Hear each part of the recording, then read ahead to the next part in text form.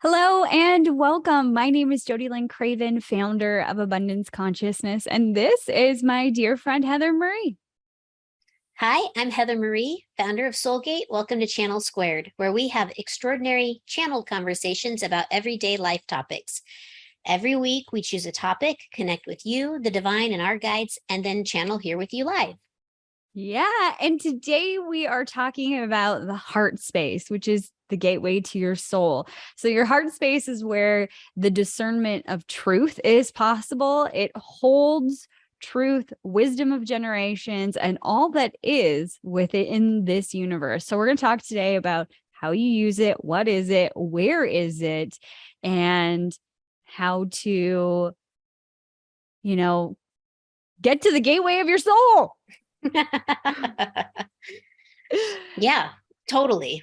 So I think we should start with where is it? Because that's probably going to be the fastest, easiest way to start the conversation. So where is it? It's literally right here. So for those of you who might be listening and not watching, it's literally in the center of your chest, between your breast or pecs if you're a man, and if you're both, it would be the center of your chest. So the center of your chest, the right there. center of your chest. Yeah. Mhm. So like if you were going to take and put your two hands together, like in a, like I'm praying kind of thing, that you usually would rest your hands right there in the center of your chest. So that is where your heart space is physically located. It's also the location of the heart chakra. So there are several chakras that relate to different areas of the body, and the heart space chakra is represented by the color green, and it is located in the center of your chest also. So there we go. are they the same thing? Your heart chakra, your heart space? I feel like they are, I don't think they're yes, yes, and no.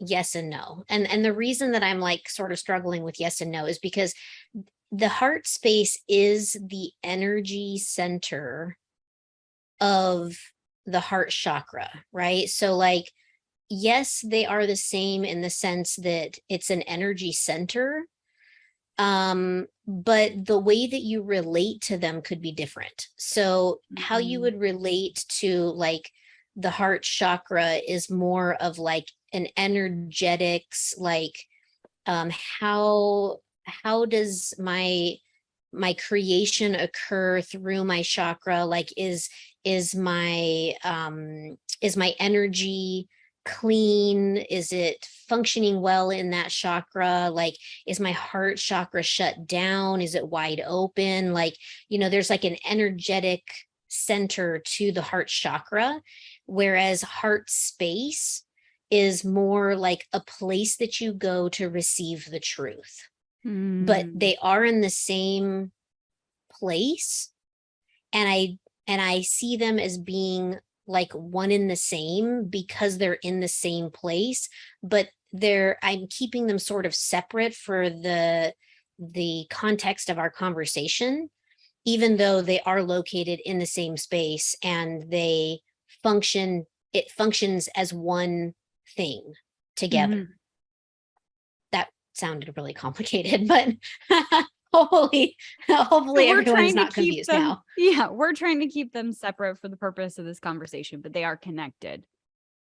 Right.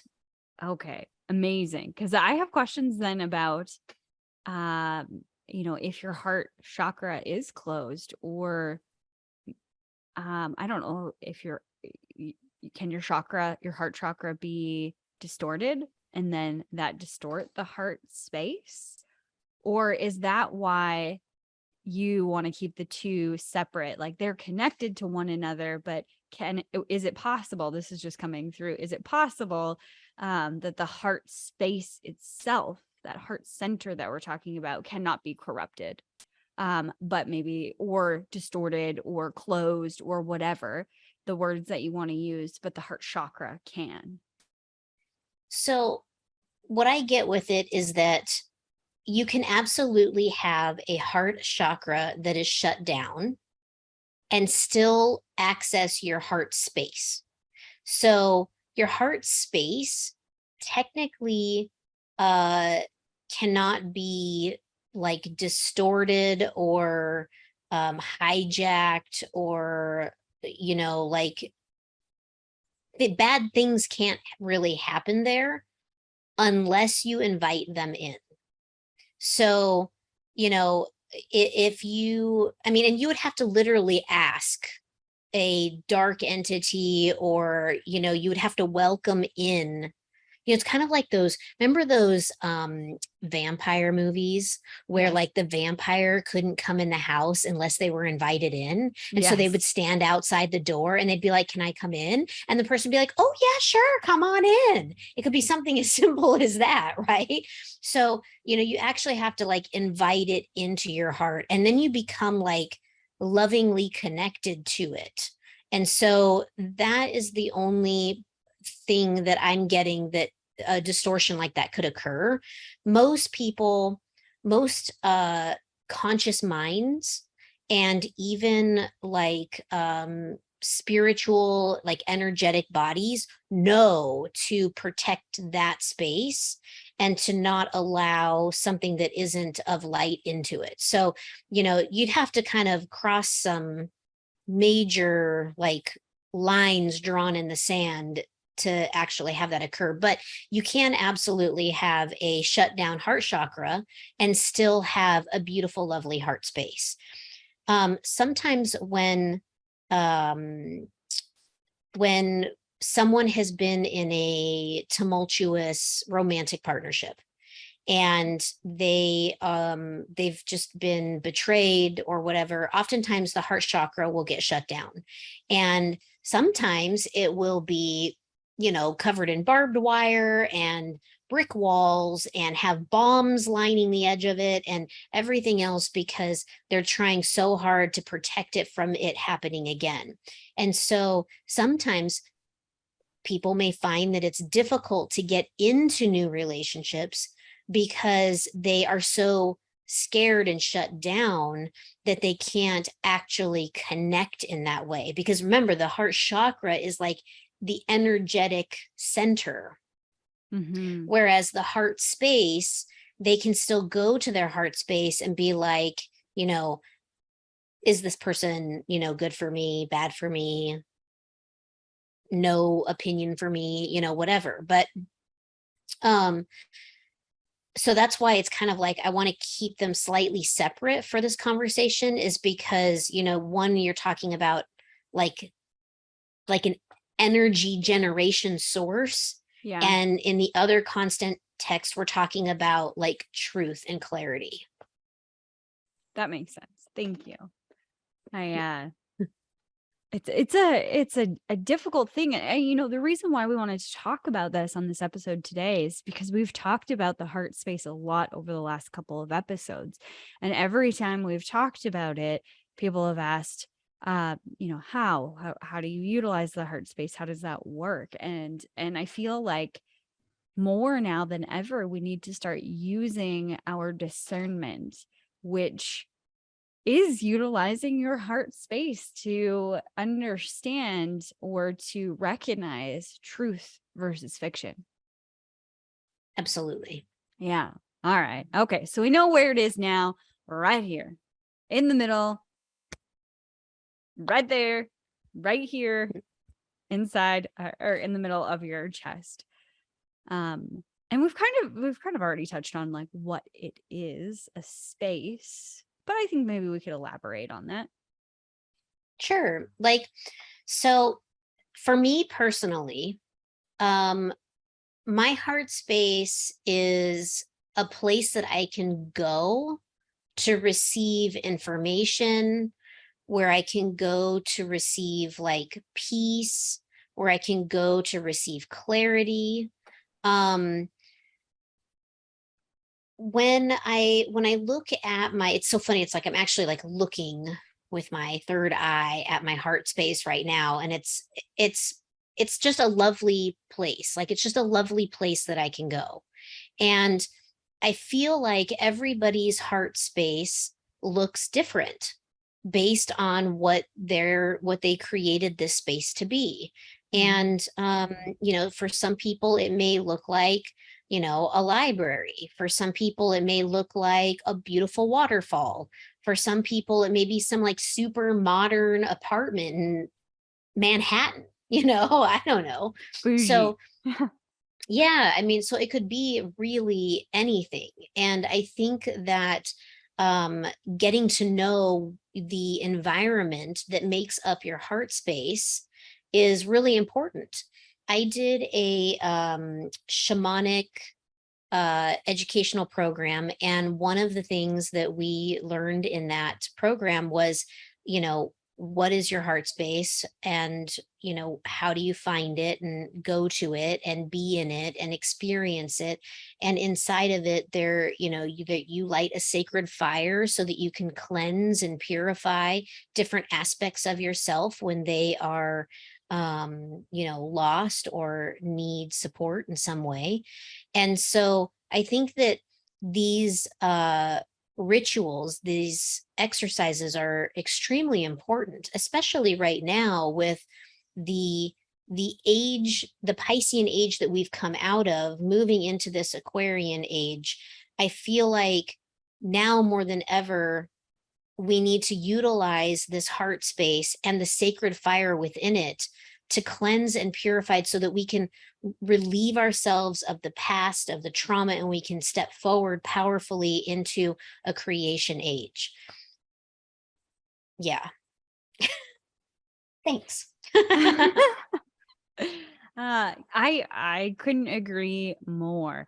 I think that right now we need discernment, and now more than ever, I'm feeling that there's a lot of people fractured. Should I go this way? Should I do this? What's the right thing for me? I used to be so much like that. I am less like that now. Don't get me wrong. I'm still human. So I still question things like, is this right? Whatever. But for a long time, I lived outside of myself, meaning I was looking to everyone else to make decisions for me, to justify my actions, to tell me I was doing the right thing or doing something that was good. And that's really giving your power away when we're doing that. And I used to be so fractured with myself, like from myself, that I would be kind of like running around like a chicken without their head on, going this direction, but I don't know if I'm going the right way in this direction. No, I don't know if this is the right thing. And over here, I'm gonna go this way. And you start to split as a person. And what I've been feeling really called to as of now, is shifting to bring all of those pieces together. And I think that for me, that journey anyway started with going within and feeling that heart space and living within it.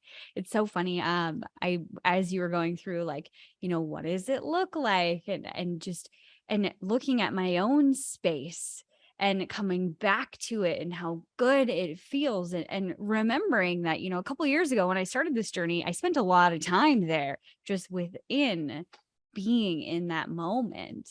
Um, so it's such a powerful exercise, and it brings up this question that I think society is struggling with, or a lot of humanity is struggling with. And it is, well, how do I know? Right? How do I know I'm in my heart space? How do I know it's right? How do I know it's this? Again, giving our power away, looking at other people. And this is where the work truly begins, guys, is going within and getting to know yourself better, knowing in that heart space. We're not describing our heart space for a reason, right, Heather? Right. And Exactly. It is a sacred space. And it's kind of like guides, right? When you have guides that have names, you don't share your guides' names. There's a lot of power that can come from somebody who knows your guides' names and knows what your heart space looks like. And we're just not ready for that type of transparency yet.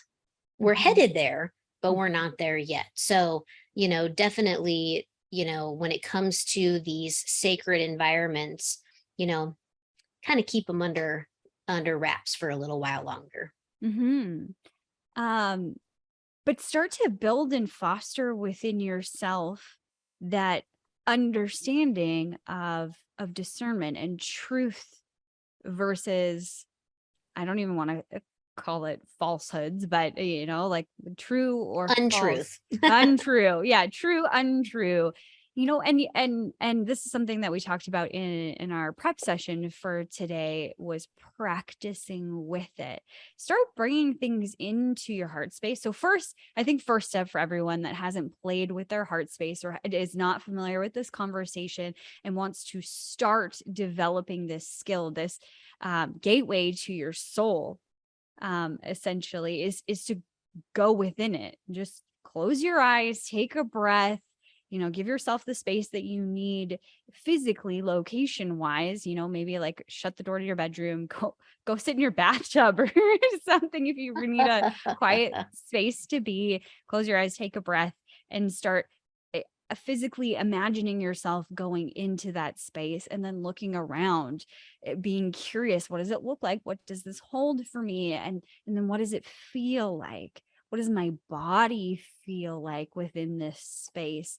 Try and quantify it with your own words. And then you can begin practicing the discernment piece by asking questions you already know the answer to, like your name or your mother. One of the things that I was curious about, because I think because it is the gateway to the soul, and if we have had, which I do believe, multiple lifetimes, the question of, is it true my name is Jody Lynn Craven? That could come out as false, or maybe not an answer, because I've had many lifetimes and many names in those lifetimes. So Mhm. I'm not even sure that's a good question. What's a good question to start with? Well, I think that if you are going to start with the name question, you Yeah. know, is my physical being in this current lifetime, in this time and space continuum, Heather Marie Smith. So like if, and you would get an indication of yes or no. You can start with, tangible objects. Is this a chapstick? Is this a lip gloss? Oh my gosh, I am a makeup kind of girl, you guys. Is this A pen. knitting with my mom? So what else is here? I've got a tape measure. I mean, the list goes on. There's so many things on my desk. We could do it right now. Makeup But to so handy woman. that's right. We cover all our bases here. So I think that, start with something that you already know to be true, that you have visible, tangible evidence that it is true. And then, take this thing, create the idea in your mind that this is a chapstick. Okay, visualize this in your mind and then drop it into your heart. Like bring the awareness of it down to your heart and then say, is this chapstick? Yes or no? Or you can say, this is chapstick, and feel what it feels like. So the yes or no, I feel like, is a really great exercise because at least you can get a yes or a no, right? And as you develop the yes or no, you'll start wanting to ask more questions about like, is it a truth? Is it an untruth? This is a lima bean. No, it's definitely not a lima bean, right? And so you'll feel the difference of that that you had just had a falsehood, that you just received an untruth. So when you start with yes or no, and then you move into, is this true or untrue? You're now starting to connect the mind and the heart together to work together to bring you fact or fiction. Mm-hmm.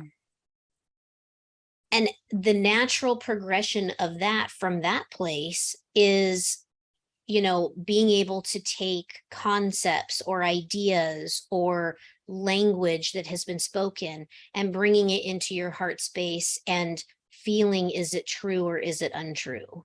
Mhm. And as that evolves and develops, it'll start to speak to you and it'll say, no, that's not true. And the truth is this. And so as you do this practice over time, you'll find that you'll get very attuned to what your heart space is. Yes, no, true, untrue, untrue, and true. And also, it'll start to evolve into this conversation with your heart space. The thing that's so beautiful about your heart space is it'll never lie to you, because it is literally the place where your soul lives.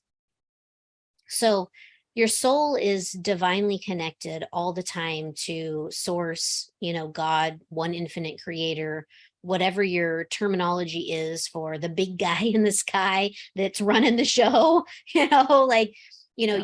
your soul is always queued up and connected.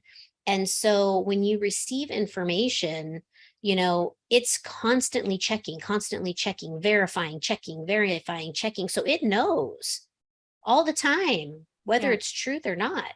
And so because it lives there in that space, it will never steer you in the wrong direction. And sometimes being steered in what may look like the wrong direction is exactly the direction you need to go, because it's Mm. going to bring something better. It's going to bring maybe a lesson. It's going to bring you some gift. And that sometimes is a hard pill to swallow. Mhm. But eventually, it brings you back to what it is that you set out to do when you came here. Beautiful. I love that explanation. It's Sorry it so was so good. long. No, it's good, and it's a good reminder that when you get, like, whether you're aware of it or not, that this is actually happening within, and it's simply tapping in to that, and again practicing that, getting to know yourself on that level, so that it's not so, what is the word that I'm looking for? It's not difficult, but it's not a process anymore. Eventually, it becomes second nature, and you're automatically funneling things through your heart space. And I'm not perfect at it, but I'm striving to be better all the time. That's all you can do. What about things though, of where my guides were saying, is the future? If you ask a question like, heart space, am I going to find, my husband this week?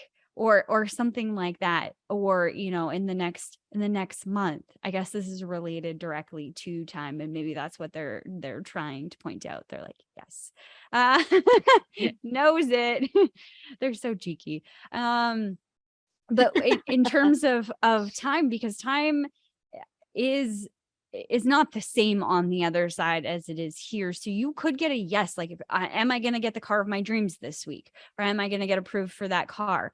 I mean, there could be a timeline, or a potential that there's a timeline where it's a yes, and that is true, and that's the timeline you're going down, and then something shifts and it doesn't happen. Do you get the same? Can you verify that, Heather? Yeah. Yeah, Okay. absolutely. Yeah. Absolutely.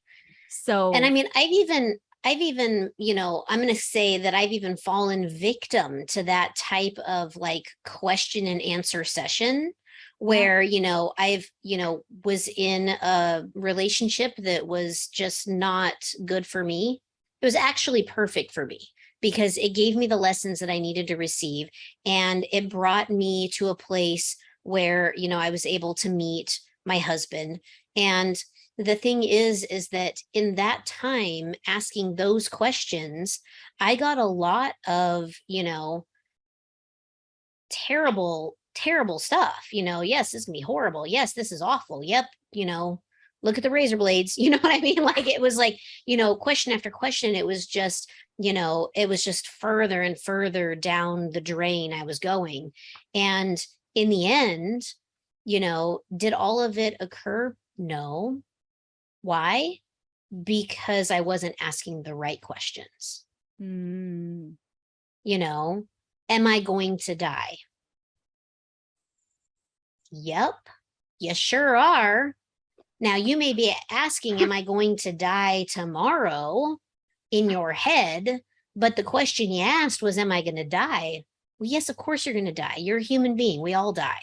Everybody dies, Mhm. right? This But, body will you die. know, yes, but the real question was not, am I going to die? The real question is, am I going to feel like I'm going to die because I'm in this horrible relationship and I just feel like shit? Is this normal? Is the real question. Yeah. Yes, it is normal. You're going to move through this, Am I ever going to get through this? Great question. Exactly. Yes. Yes. Yes, of Yeah. course you will. Yeah. So Mhm. I guess be mindful of what kind of question you're asking. I also assume that the more you're attached to the particular answer, the more difficult, just like channeling, it can be to receive a response. Do you find that with your heart space too? Sometimes, I mean, it depends on how much, like, how emotionally charged I am about receiving the answer. Mm-hmm. So if I can ask the question and like almost like disassociate any like attachment to the outcome, like if I can just become detached from the outcome of whatever the answer is, I find for me personally, it's much more clear. But when I'm like super emotionally involved with it, I mean, it's just a giant shit show. Like that's just me being a human, I mean, it really is it really can be difficult. So my recommendation would be if you have a question that you really just really want to know the answer to, you know, sit down before you ask yourself the question and write out, what does it mean if the answer is this? And write down, what does it mean if the answer is this? And then read them, work through them, go through all the emotional baggage and bullshit that you're going to go through, regardless of what the answer is. Get it all out of your system. Let it go. Be like, okay, let it go. And then just be like, whatever the answer is, it is. And when you get to that place, that's when you ask your question. Yeah. That's super helpful. I mean, I find that like, some of the really like emotionally charged questions, and it's funny because when I channel for people, I tell them, I don't channel on politics and I don't channel on pregnancy. And it's because they're so emotional. Well, I've gotten a little more relaxed about that of late for whatever reason. But, when it comes to even like, am I going to get to be a mother? Sometimes I find myself wanting to ask that question, am I going to get to experience motherhood? And I can't even really ask that question because, I have a woman in my life who, I came into her life when she was a teenager in my previous relationship. She still calls me her stepmom to this day. And I still call her my stepdaughter or my daughter. And so I feel like I got to have that mother connection with her. Is it the same connection as a child that I birthed myself? I don't know. I honestly couldn't tell you. I have no idea because I've never birthed a child. Yeah. So sometimes I ask, in my mind, am I ever going to be a mom? And sometimes my mind responds with, well, yes, of course, you already are. You've been a dog mom, you've been a mom to, two beautiful humans, albeit, you never got to be their actual stepmom, but you kind of were, you know what I mean? Like, so there's Yeah. like there's a lot of nuances around that emotion and how the intention of the question comes in. And so I don't want to make it seem super complicated. And I kind of feel like I'm driving off in that direction that it is a little complicated, but it's really not. It's just detached from the outcome of the answer. Yeah. because And if you that's where can't, you're going to get the most clarity. exactly. Or when you're super attached, that's where you're going to have the least amount of clarity. It's going to be fuzzy. You're not going to get, Absolutely. you know, no, I don't even want to say accurate answers. But you might not even be open to the truth of it because you're so attached to what you want it to be. And that's where you need to work then, is releasing that, putting it down, letting it go, and coming to that place of neutrality with the answer, or with whatever answer is going to come, and with the question, and then you can begin to ask. It's beautiful. Yeah. Yeah. Oh, the heart space. Okay. So it feels different for everybody, and it's a practice for everyone. It's so interesting. I've never really utilized the heart space for questions like this that we're talking about. I started using the heart space when I started my research project like 3 years ago, because I was channeling this information, that it was so crazy that it couldn't be true. And I had never heard it before, or never met anybody that had ever talked about it before. And it was just so new. And I instinctively, nobody told me to do it, but I instinctively started to bring the information into my heart space, and it would validate truth. Or I could feel that parts of that were true, and then I would feel this confidence around the subject, or around the information that I was receiving, at least, that it was true, or that I was going down the right path, and that gave me courage to keep going. But it's cool that you had started to use it for other things, and I'd like to talk more about this fire, because that's the first time I've heard you talk about it. What's Oh, the sure. fire in So the there? sacred fire. Yeah. So, and this was something that was taught to me by an amazing shamanic teacher. His name's Gary Gent. He comes from a long line of shamans. Shamans, shamai. What is it when it's plural? I don't know. Generational shamanism. I don't know. Anyway, so he, one of the first exercises that you do in the type of training that I received is you go he takes you on a journey to your heart space, and you journey to your heart space, and in the heart space you create a sacred fire. And the beautiful thing about the sacred fire is that it allows you to bring, you know um aspects of you, things that make up who you are. It allows you to bring these aspects of yourself to the sacred fire to be cleansed.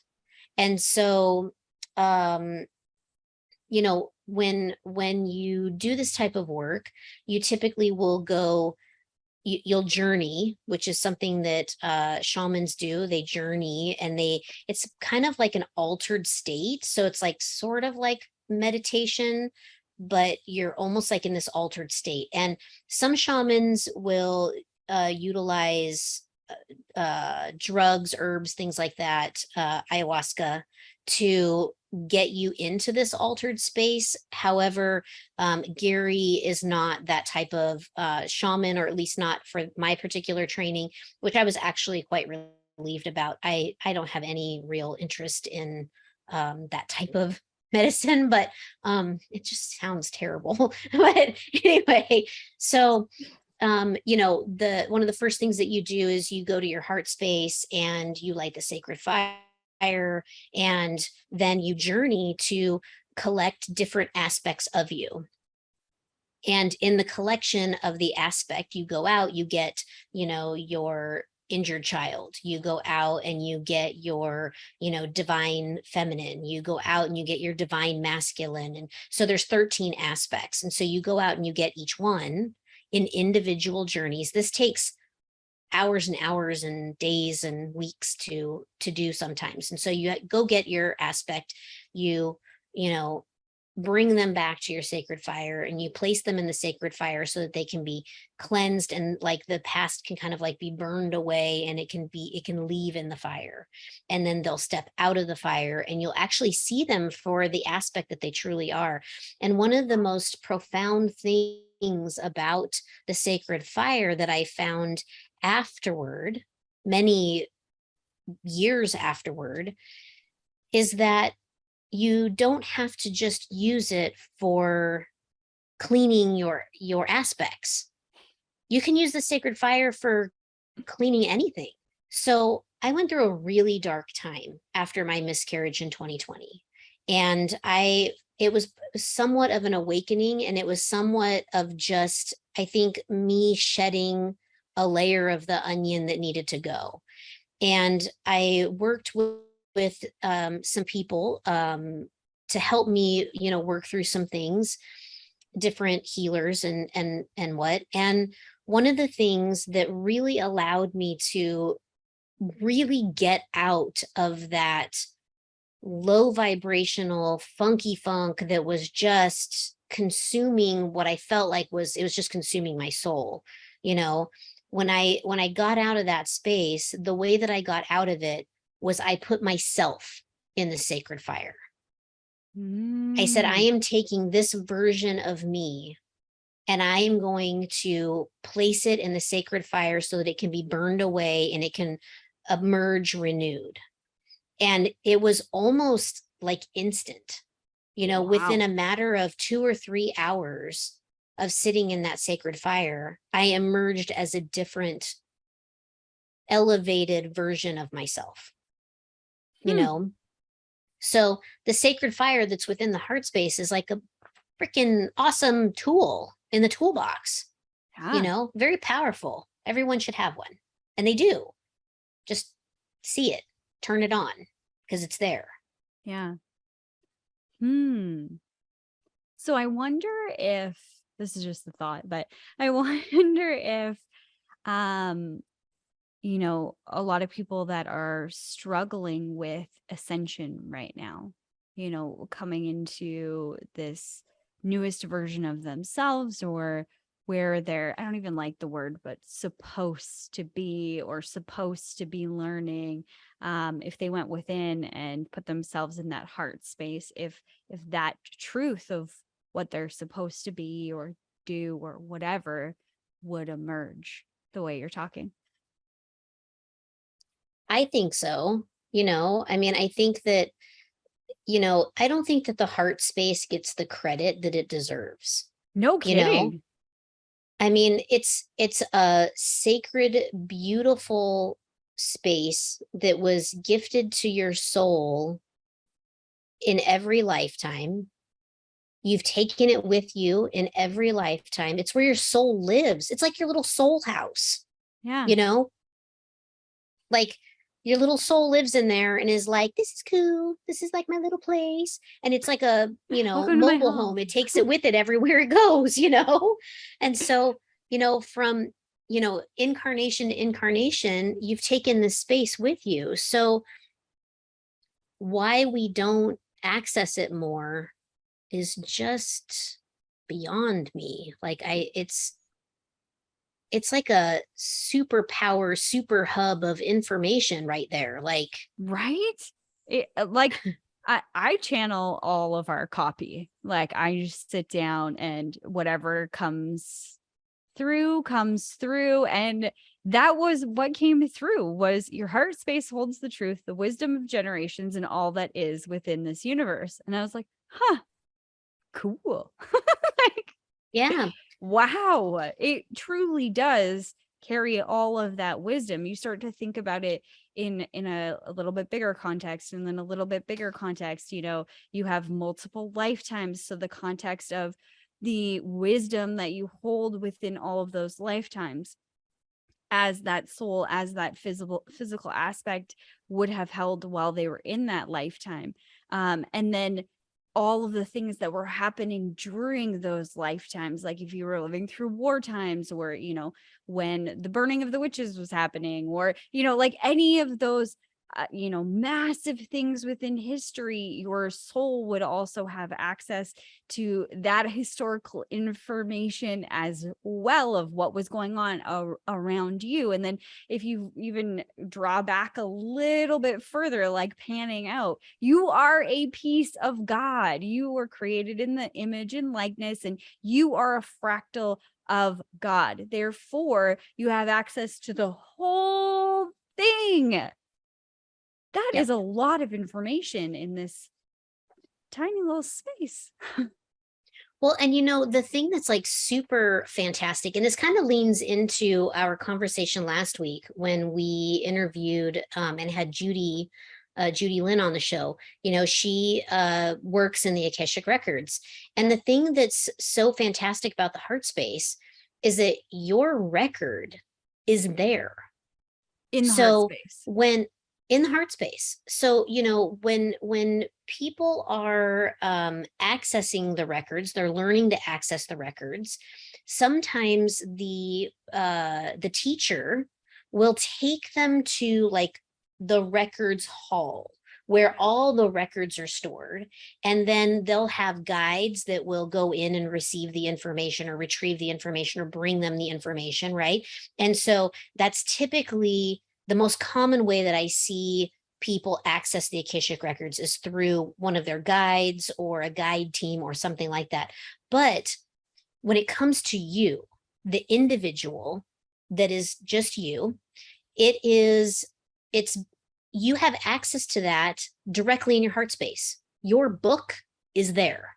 So anything that has happened to you, anything that is happening to you, anything that you have with another soul that's on the earth plane right now, if I wanted to investigate our relationship, you and me, I could go to my Akashic Records and read the history of our souls about how we have occurred in previous lifetimes together, how we are occurring in this lifetime together, and how we are going to occur in lifetimes together.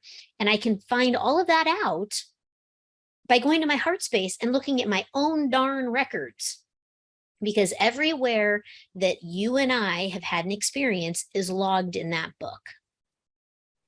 So Crazy. sometimes when people are like, oh gosh, I just don't know about this, this lady that I work with. Oh my God, she drives me crazy, right? And so they get into this like weird vibrational garbage shit relationship with their boss, and they're like, I don't know how to deal with her because she's just a hag and I just hate her guts, right?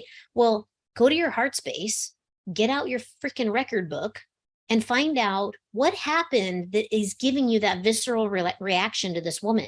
Perhaps it's something from a previous lifetime where, she stole your husband or something. And maybe that's why you hate her guts. And you can look at that and go, that was a previous lifetime. Does it really matter now? No, not really. Let it go. And then you can create a new relationship with the hag at your office, right? So, you should probably stop like, calling her a hag, though. exactly. Exactly. But that's what I mean though. Like, is that, your sacred space, your heart space, it has it's the keys to the universe as it relates to your soul. Yeah. So, and maybe this is a dumb question. You have your sacred fire, which will, like, my interpretation, heal, repair, renew, any one of those words. Okay, so there's tons of stuff that we go to the Akashic Records for to heal, repair. I had an oath. I took an oath in a lifetime saying that I'd never have kids again because they would never be safe. And I needed to go and basically make an amendment to that record and say, no, I choose to have kids now. Like, that is the past. Why not just take the whole book and throw it on the fire and see what emerges? Bad idea. That's a great question. I wish I had an answer to that. We can channel on that because Yes. I feel like they have an opinion on that. Okay, so what are they saying about this? So these can never be destroyed. No, not for the The purpose of like destroying them, but any of the trauma that you're still carrying with you from those other lifetimes to amend them so you're no longer carrying that stuff. Yeah, what they're saying is that it's not about the like the burning away of the records can only occur if you've truly accepted it for what it was and have agreed to be released from the contracts of the experience. Mm, So when you have created the contracts to have something, let's say, horrible happen to you, you were in a terrible accident and you are quadriplegic, right? So this is something that after that, maybe you're afraid to get in a car, or you have a claustrophobia problem and you don't know where it's coming from. And you find out, oh, it's because, many lifetimes ago, I, was paralyzed from the neck down in a car accident that was in a car that was too small, right? And so now you have a fear of being in tight spaces. So as long as your soul got what it needed to get, and that the lesson of, moving through that fear of tight spaces has occurred, it can absolutely be dissolved into love. It can be dissolved into love. So it's like, you can put it into the fire and it can burn and it will dissolve to love, or, turn it, instead of ash, love is kind of what they're giving me. yeah. So if that's the case, then, if you threw your whole book in there and just said, oh, let it go, whatever can go, right? You could potentially have a positive outcome, but you could potentially have, I was going to say, a negative outcome. And they were like, no, no, no, nothing's negative. A contrary, they're okay with contrary experience. So, Like if you haven't I learned don't, your lesson, it could speed up that process so that you learn it right now. Like as soon as you come out of that meditation, it's like, bam, slap you in the face kind of thing. exactly. Yeah. Exactly. And the thing is that, there are plenty of souls that are here right now that have come in to have terrible things happen to them so that they can experience it because it's interesting and sounds fun to their soul when their Mhm. soul isn't attached to the emotions, right? Because when you're in soul form, you don't have that human emotion like we do here. Yeah. So it's sort of like, just zero, just baseline, right? Yeah. Up there. I'm going to say up there, on the soul plane. And so you come here and then you have something happen, and then you have this emotional response to the happening of the thing. And when you die and your soul goes back to the soul plane, it's like, whoa, that was totally different than what I thought it would be. Maybe I'll try that again because I'm not sure I got it last time. I mean, I had multiple lifetimes of torture. I am very open about that. And when I've done the past life regression work that I've done, it was painful to go Mhm. through. And after a certain point, you just kind of laugh and you're like, oh God, there I am being, poked again with hot pokers, So, but the point being um, that when you have these experiences and these are logged into the records and you come back, if you didn't receive what you actually thought you were going to receive, you may come back and do it over and over and over again, or you may come back and be like, let's just put a pin in that one until later, but it's still sitting there as a contract waiting to be completed. Yeah. And if you don't go back and say, you know what, I don't want that contract anymore. Let's just get rid of that contract. Let's be done with that contract and, whatever with that contract, then the contract still hangs there waiting to be fulfilled. So Mm. you attempting to burn said contract in the sacred fire wouldn't really occur, or could accelerate that contract so that it can be completed and then cleared away. Mm-hmm. So that's what I'm getting from them about like Akashic records, contracts, and the sacred fire, and how that could all work together in that instance. Yeah. So probably just don't do that. Yeah, I'd probably pass. Probably you Seems pass. like a bad idea. Yeah. My guides, when I said it, they said, "What's your intention?" And I think that that's really important. So, like following through the human line of thinking that would go next is to alleviate any contracts that wouldn't give me like the most blissful life. And what they're reminding me is that is a very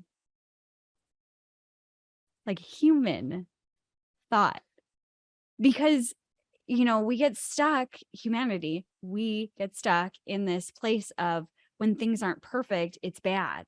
It's not good. It's all of these things. It's not the way that it's supposed to be. But in reality, we came to experience the polarity, the good and the contrary. And it's not like you said, there's a lot of people that came specifically during this time to experience a lot of contrary things. And I mean, it looked fun from the other side. Ooh, that looks fun. Ooh, that looks interesting. I want to try that. You're getting to know yourself. The soul is getting to know themselves through these experiences and how you interact and how you can grow and what you can learn. And what I have learned over, the last 5 years, especially, is just simply that this is an adventure. And I was thinking about it last night in terms of pregnancy, because I was finding myself on this road of every single month. Oh, I think I'm pregnant, and I'm not, and like devastation. Oh, sad, mad, all of these emotions. And last night I've been trying, I've been working on letting go of that attachment to either side, to both, to what I think is good and what I think is bad, letting go of the attachment to both of these sides to come back to neutral. And last night when I was thinking about it, they gave me this, my guides had given me this analogy of like a roller coaster ride that changes direction, or like changes course, like has two different paths, if you will. You start out and you're going and you're like, "Ooh, I don't know what's gonna happen," and then it goes left, and left has something amazing for you, or it goes right and there's a bunch of like loop-de-loops, or I don't know, whatever it might be. If you went left on that roller coaster versus right this time, would you be crying? Would you be sad? Would you be angry and upset and whatever?